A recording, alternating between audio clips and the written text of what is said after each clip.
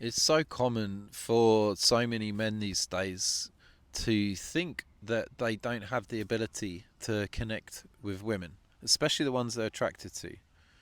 They think that having deep, loving, polarizing experiences with women inside and outside the bedroom is something for other men. And so they have to live their life avoiding women or needing them and never really getting out of that cycle.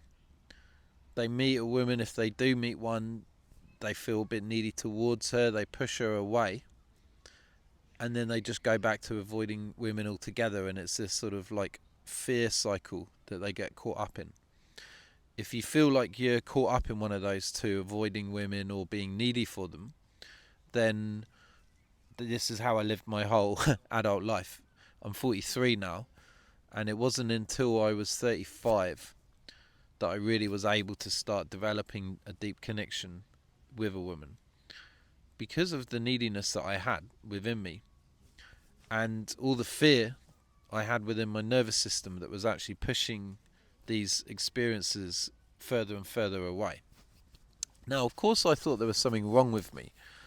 I thought that if I'm unable to meet and attract a woman, then there must be something about me that women aren't attracted to.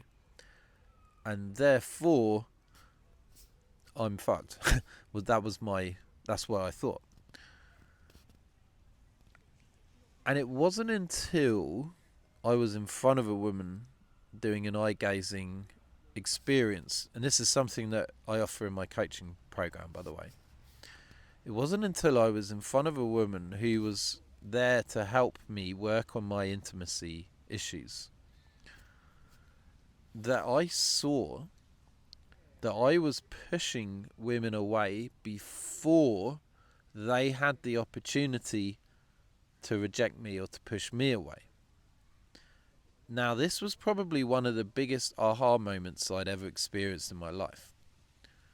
That I thought that women were rejecting me, but in truth, I was rejecting women before they even had a chance to reject me.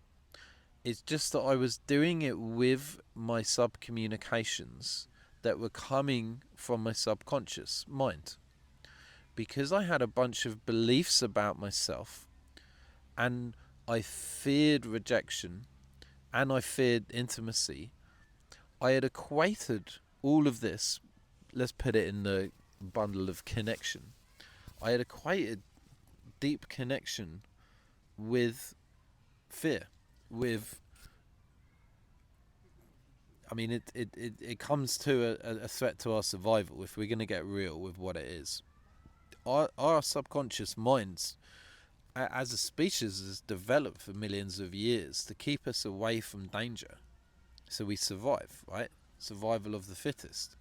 Now, if we've implanted into our subconscious based on all the experiences we've had when we were younger, which we did, and on top of that, the thoughts that are created and the limiting beliefs that are constantly being communicated to the subconscious mind when as we're adults, that's forming this this subconscious mind's response to connection, saying that it's dangerous. So if you didn't have brilliant experiences maybe with women in your family, like you didn't feel connected to them, and but you, of course, you were young, you needed that connection, but you didn't get it, and so you had to act out and try and want connection. Or if you were at school and you wanted to connect with the girls, but you just felt like they weren't interested in you, and so you became needy for that, and maybe you even became so needy that they thought it was creepy, and then you got labeled as a creep, and then you got that to deal with. And now, when you see a woman at a bar or in the park or wherever you are, and you're like, something inside lights you up, but you do nothing about it, that's because the subconscious mind is keeping you safe. Or if you're in front of them, say you do go up to say hello, are you able to maintain composure? Are you able to stay grounded? Are you able to look at deep in her eyes and have a connected experience without going up into your head and checking out? For a lot of guys, this just is an impossibility. And it is a possibility once some healing happens within the body. So it's not a complicated thing to fix, but it just requires a bit of work, and it really requires embodiment work when you're in front of a woman. So when I saw it, when I had this experience, I saw that my sub-communications were pushing women away. How was I doing that? So consciously, I wanted a woman to be in a relationship with, or connect with, or have sex with, whatever it is I wanted. But unconsciously, I didn't want that, or subconsciously, shall I say. And so I would go and say hello to a woman, but the subconscious was firing off signals that tried to get her away from me. So that was done through my facial expressions, through my body language, and my voice tonality. And it's believed that these sub-communications are actually about 90% of our communication. And this is why we can't really, like, women see the truth of what's going on inside of us despite whatever words we're saying. So if you say to a woman, like, oh, I think you're attractive, but you're saying it from needing her to approve of you, 10% of you telling her she's attractive is just, that's what she gets. But 90% of what she receives from you is actually, I want you to like me. And so what happens with a lot of men is that they learn that giving a compliment actually gets them rejected. But it wasn't the compliment that had them get rejected. It was the neediness behind it. If you're able to embody the truth of your compliment towards a woman, like you see and feel her attractiveness and you tell her from that place, then the subconscious communicates the truth of that, and it lands and she feels it, and it creates a deeper connection between the two of you. It's a very powerful thing. So really the key to overcoming this, or the quickest way to overcome this, is to get in front of women who are there to support you working through essentially the trauma that you've got stored in your body that's stopping you from having these beautiful connections that you truly desire. Because we're all here for love. We can pretend that we're not, but we are, right? If you were to come up with any goal or anything that you wanted to manifest in your life, and I said to you, you can have anything you want, but you'll never be able to experience love, would you take that offer?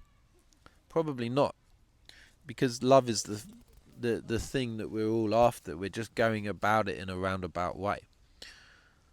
But here's the truth that most guys, I don't think, consider, is that we are love at our truest essence.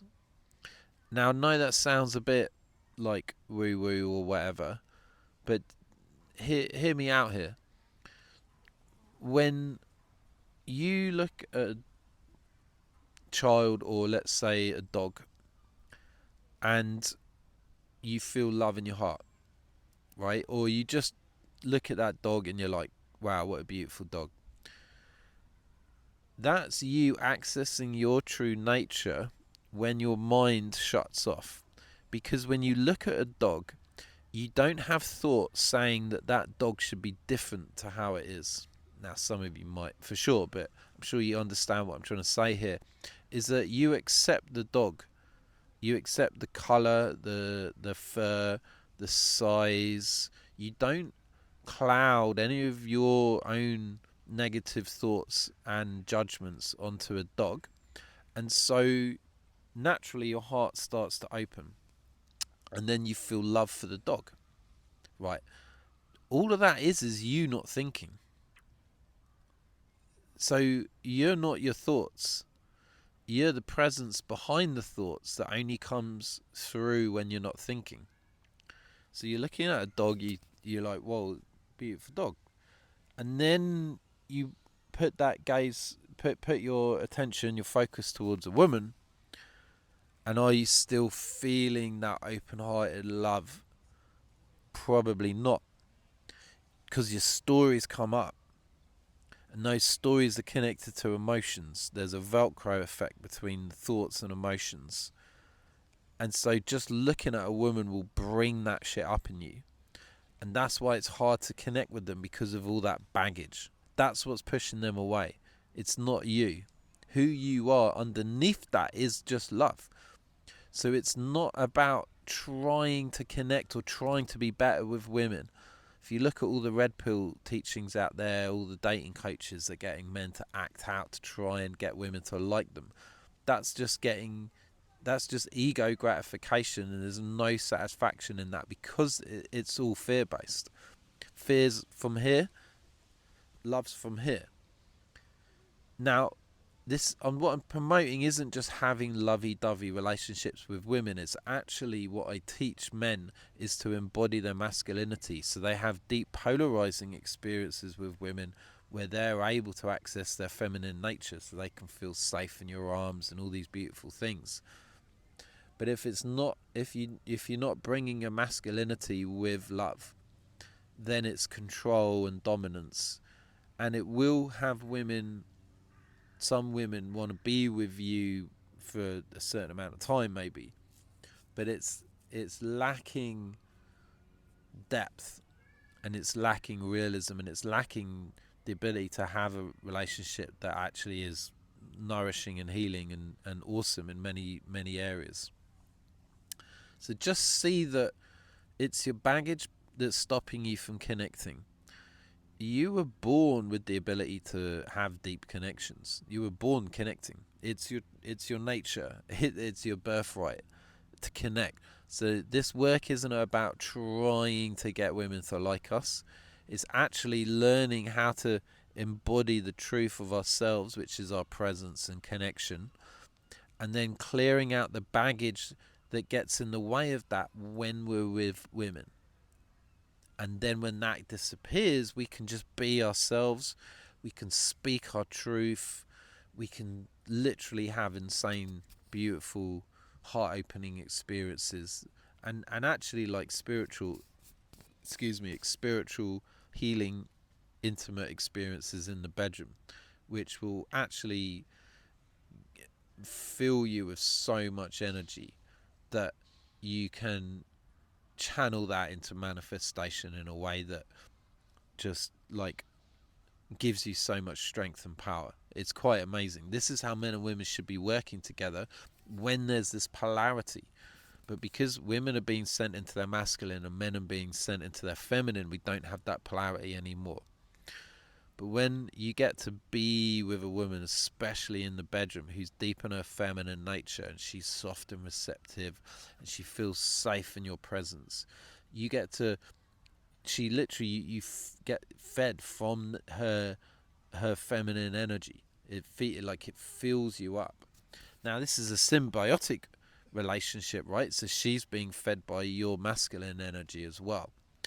But when you receive her energy, you go out into the world and you start being a more powerful creator and builder, because you've got your masculinity still intact, your ability to like step into fear and discomfort and make changes to your life, being assertive, being present, being just penetrative with your energy. But you've got the feminine essence you're carrying, which is like your fuel.